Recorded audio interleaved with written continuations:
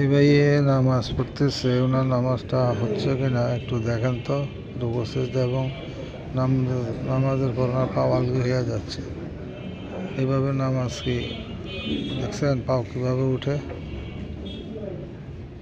এভাবে পা উঠা তো নামাজে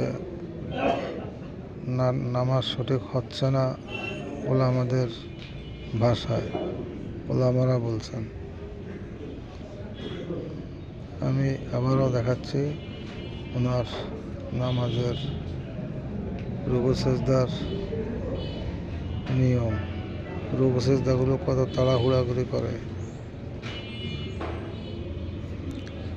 ওনার পাও দেখেন।